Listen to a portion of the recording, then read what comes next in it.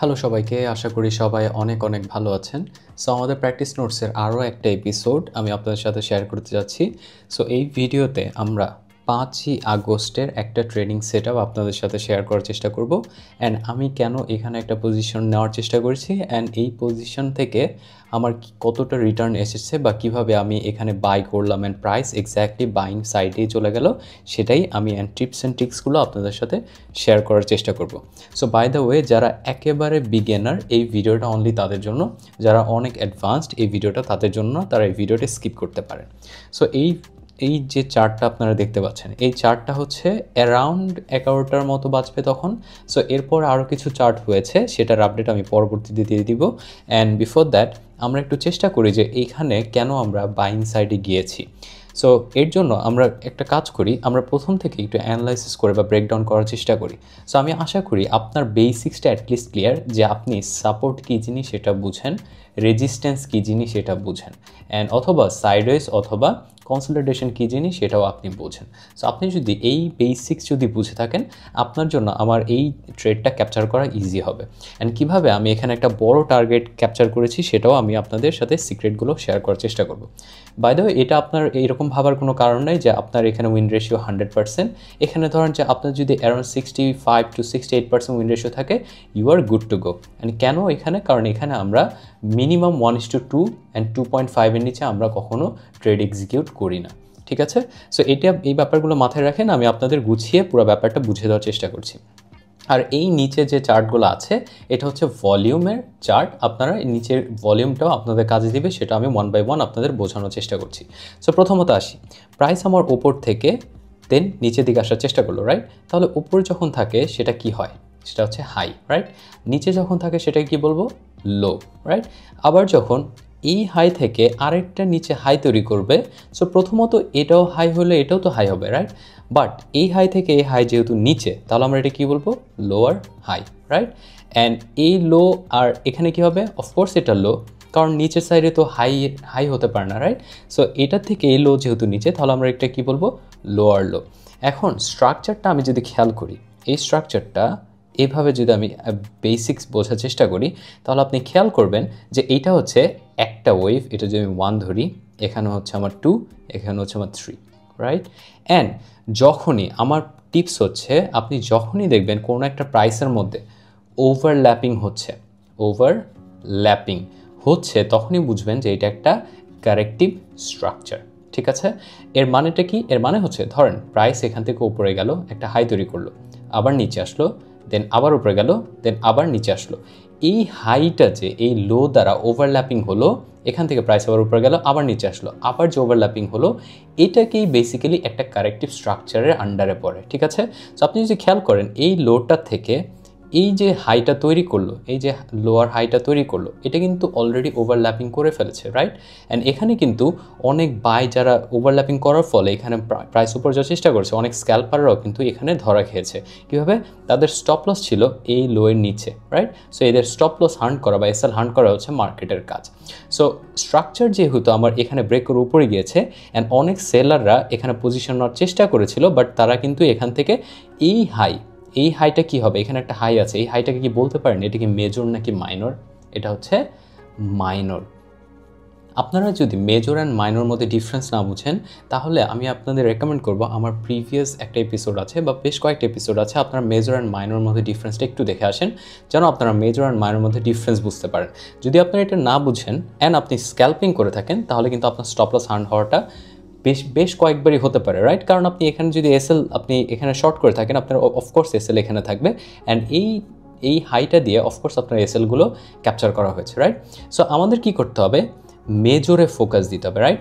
Major swing point কোনটা হতে পারে? মেজর সুইং পয়েন্ট হতে পারে এইটা অথবা এইটা, রাইট? এই ছোট ছোট সুইং পয়েন্টগুলো কাউন্ট করার কোনো দরকার নাই, যে কারণে আমাদের স্টপ লসগুলো যেতে পারে। সো যখন আমার এখানে যারা আবার বাই করার চেষ্টা করেছে, কারণ এইটা অ্যাক্ট অ্যাজ এ কি সাপোর্ট, কারণ এটা হচ্ছে ভেঙে ফেলেছিল, রেজিস্ট্যান্স ছিল, দেন আবার ঘুরে আসার চান্স। সো এখানে একটা চান্স ছিল যেটা সাপোর্ট হিসেবে কাউন্ট করে প্রাইস উপরে যাবে, বাট এটা কিন্তু ফেল করার পরে স্ট্রাকচারটা আমার দেখতে হবে, রাইট? আমার দরকার কি? Overlapping, right? সো এই স্ট্রাকচারটা যদি আমি খেয়াল করি, এটা কি হলো? 1, 2 and 3, রাইট? সেম স্ট্রাকচার কিন্তু এখানে হচ্ছে, তার মানে কি? এটা একটা কারেক্টিভ স্ট্রাকচার। অ্যান্ড আমি কেন বারবার বলছি যে কারেক্টিভ স্ট্রাকচার, এর কারণ হচ্ছে কারেক্টিভ স্ট্রাকচার আমাকে মার্কেটের বায়াসনেসটা বুঝতে হেল্প করে। অ্যান্ড বায়াসনেসটা কি, মার্কেট আমাকে বোঝাচ্ছে যে এইখানে যা হয়েছে সবগুলোই কারেক্টিভ স্ট্রাকচার। তার মানে কি, তার মানে হচ্ছে প্রাইস কিছুক্ষণ পরে হলেও এটার হাইটা অ্যাটলিস্ট এটার হাই অথবা ডাবল টু হলে, বা এটা হচ্ছে প্রথম টার্গেট, এটা হচ্ছে সেকেন্ড টার্গেট, রাইট?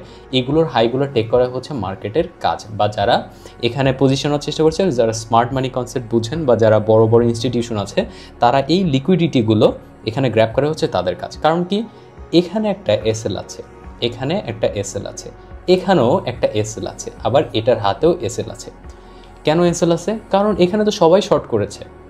সো যখন কোনো একটা মার্কেটে শর্ট করা হয় তখন স্টপ লস কোথায় থাকে? স্টপ লস কিন্তু ওপর সাইডেই থাকবে। সো প্রাইসের কি দরকার, যারা বড় বড় ইনভেস্টর তাদের কাজ হচ্ছে সেই স্টপ লসগুলো গ্র্যাব করা, কারণ তারা যদি স্টপ লস গ্র্যাব না করতে পারে তারা কিন্তু ইনকাম করতে পারবে না, রাইট? সো স্টপ লস যেহেতু ওপর সাইডে, লিকুইডিটি যেহেতু উপরে বসে আছে, তাহলে মার্কেটের কাজ হচ্ছে উপরে স্টপ লসগুলো হান্ট করা। তাহলে আমরা প্রথমত বুঝলাম যে এই যা হয়েছে এগুলো সব একটা corrective structure. And corrective structure হলে মানে যে হাইটা থাকবে, হ্যাঁ, সেই হাইটা টেক করার অনেক চান্স থাকে, অনেক বেশি চান্স থাকে। সো এটা আমি বুঝলাম। এরপর আমার স্ট্রাকচার কি, আমি কি এখান থেকে বাই করেছি? না, কারণ আমি তো জানতাম না যে প্রাইস এখান থেকে এরকম একটা স্ট্রাকচার হবে। সো আমি কি করেছি, এখান থেকে প্রাইস এ পর্যন্ত যেতে দিয়েছি, দেন আমি পরবর্তী সেটআপে এখানে ওয়েট করেছি।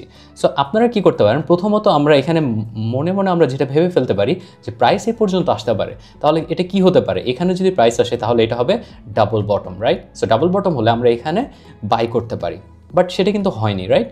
এখানে যদি আমি এই সিস্টেমটাকে বা এই এটাকে টান দেওয়ার চেষ্টা করি, ওভারঅল যে স্ট্রাকচারগুলো হচ্ছে, রাইট, এই স্ট্রাকচারগুলো আপনি যে কাউন্ট করার চেষ্টা করেন, এখানে কি হবে, এটা হচ্ছে এ, প্রাইস একবার রেসপেক্ট করলো, রাইট?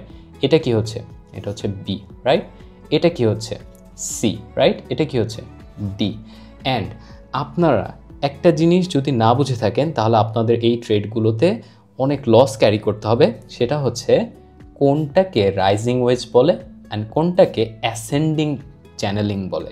আপনারা যদি এই শব্দটা, আমি যে মাত্র কথাটা বললাম অ্যাসেন্ডিং, আরেকটা হচ্ছে কি রাইজিং ওয়েজ, এই রাইজিং ওয়েজ অথবা অ্যাসেন্ডিং যে চ্যানেলিংটা হয়, এই দুইটা শব্দ যদি আপনি না জেনে থাকেন অ্যান্ড একটা আরেকটার সাথে গুলিয়ে ফেলেন, আপনার কিন্তু স্টপ লস হান্ট হবে ফর শিওর। সো আমি যদি এখানে একটু ড্রয়িং করার চেষ্টা করি, অ্যাসেন্ডিং সেটা হচ্ছে চ্যানেলটা কেমন, চ্যানেল হচ্ছে অলমোস্ট ইকুয়াল, অলমোস্ট প্যারালাল হয়, বাট প্রাইস এখান থেকে এরকম ওভারল্যাপিং হতে পারে। সো এক্স্যাক্টলি যে টাচ পয়েন্ট আসতে হবে এরকম কিছু না। বাট রাইজিং ওয়েজেস কীভাবে কাজ করে, রাইজিং ওয়েজেস অনেকটা সরু হয়ে আসে, এখান থেকে এক্সপ্যান্ডিং থাকে, সেটা আস্তে আস্তে স্কুইজ করে ফেলে, ঠিক আছে? সো এটা রাইজিং ওয়েজেস। সো এইটা রাইজিং ওয়েজেস কিন্তু বেয়ারিশ, বাট এখানে অ্যাসেন্ডিং চ্যানেলে কিন্তু বুলিশ। সো আপনি যদি রাইজিং অ্যান্ড অ্যাসেন্ডিংয়ের মধ্যে ডিফারেন্স না বুঝেন বা যদি গোলমাল করে ফেলেন, তাহলে কিন্তু এখানে স্টপ লস হান্ট হওয়াটাই স্বাভাবিক। কেন? এবার আসি, আমি সি পর্যন্ত বলেছি, দেন ডি, অ্যান্ড আমরা এখানে কি পেয়েছি, ই, রাইট? এখন আপনি আমাকে দেখেন, এই যে গ্রিন ক্যান্ডেলটা, এই গ্রিন ক্যান্ডেলের বডি কিন্তু এরকম ছিল, এই ধরনের বড় একটা বডি, দেন বড় একটা উইক, রাইট? এইটা যখন আমি দেখলাম, অ্যান্ড নিচে যে গ্রিন লাইনটা, এটা কি কাজ করছে, অ্যাজ এ সাপোর্ট হিসেবে কাজ করছে, অ্যান্ড ওপরটা অ্যাজ এ রেজিস্ট্যান্স হিসেবে কাজ করছে, রাইট? সো আমরা এটা কি বলবো, এটা কি রাইজিং ওয়েজেস বলবো? না। কেন না? কারণ এই জিনিসটা কিন্তু ওয়েজেসের মতো স্কুইজ করছে না, রাইট? এটা কিন্তু অলমোস্ট সমান্তরাল। সো আমরা এটাকে কি বলবো, এটা হচ্ছে ascending channel, right? So channel বলার পর যখন আপনি খেয়াল করলেন যে এইখানে যারা রাইজিং ওয়েজেস ভেবে শর্ট করেছে, তারা কিন্তু এখানে অলরেডি ট্র্যাপড। কেন? কারণ এই ক্যান্ডেলটা রেড ছিল but converted as a green candle. তার মানে এখানে কিন্তু লিকুইডিটি যারা ছিল বা লিকুইডিটি সোয়াইপ যেটা হয়, লিকুইডিটি সোয়াইপ নিয়ে আমার একটা ভিডিও আছে, আপনারা ওটা একটু দেখে আসবেন, তাহলে আপনাদের বুঝতে ইজি হবে। সো এখানে যখন তারা ট্র্যাপে পড়ে, তার মানে কি এখানে ট্র্যাপে পড়ার কারণ হচ্ছে স্টপ লস সামহাও এখানে হতে পারে, অথবা এটার উপরে হতে পারে, অথবা এটার উপরে হতে পারে, রাইট? অ্যান্ড গেস হোয়াট, এখানে যা হয়েছে সবার স্টপ লসে কিন্তু ওপর সাইডে। তাহলে আমাদের প্রাইস কোথায় যেতে পারে? দেয়ার ইজ এ চান্স, আমি যদি এখানে একটা পজিটিভ ক্যান্ডেল, যেমন এই ক্যান্ডেলটাকে গিলে ফেলেছে, মানে কি হয়েছে, এনগালফ হয়েছে। যখন এটা এনগালফিং হয়েছে, তার মানে হচ্ছে যে এইখানে প্রাইস হচ্ছে বায়াররা ডমিনেটেড, রাইট? সো এখান থেকে প্রাইস উপরে যেতে পারে। সো এক্স্যাক্টলি এই পজিশন থেকে আমরা এখানে বাই করি অ্যান্ড আমাদের স্টপ লস হয় অ্যাটলিস্ট 1:2 অথবা 2.5 রিওয়ার্ড নেওয়ার আমরা চেষ্টা করেছি। অ্যান্ড এক্স্যাক্টলি পরবর্তীতে, এটা ছিল রাত 11:30টার দিকে, বাট পরবর্তীতে আমার রাত 2টা-3টার সময় আমার টার্গেট বা টিপি আপনি বলতে পারেন, টিপে আমার হিট হয়, সেখান থেকে আমার ভালো একটা রিওয়ার্ড চলে আসে। And guess what, just simple একটা জিনিস, rising wedges and ascending channeling, এই দুইটার মধ্যে মিসম্যাচ যদি আমি করে ফেলি তাহলে কিন্তু আমার এখানে স্টপ লস হান্ট হতো, রাইট? সো সেখান থেকে আমি এখানে আরেকটা কথা আমি আপনাকে বলেছিলাম যে আপনি একটু ভলিউমের দিকে খেয়াল করবেন। ভলিউম কিন্তু এখান থেকে কন্টিনিউয়াসলি ওপর দিকে যাচ্ছিল, তার মানে দেয়ার ইজ এ চান্স যে price will keep going higher, যেখান থেকে আমার বেটার 1:2 এর জায়গায় 1:2.5ও রিওয়ার্ড আসতে পারে। সো এভাবে আমি খুব সহজে, যারা নতুন আমি আশা করি তারা খুব ইজিলি ব্যাপারটা বুঝতে পেরেছেন। সো এইভাবে আমার টার্গেটগুলো আমি অ্যাচিভ করার চেষ্টা করি and I have been doing this over the last 5 years and I am still a learner. আমি এগুলো এখনও শেখার চেষ্টা করি। আমি নিজেকে প্রো বলি না, আমি কোনো প্রফেশনাল সার্টিফাইড ট্রেডার না, আমি জাস্ট নিজের লাইফ এক্সপিরিয়েন্স অ্যান্ড নিজের সেট আপগুলো আপনাদের সাথে ফ্রিতে শেয়ার করার চেষ্টা করি।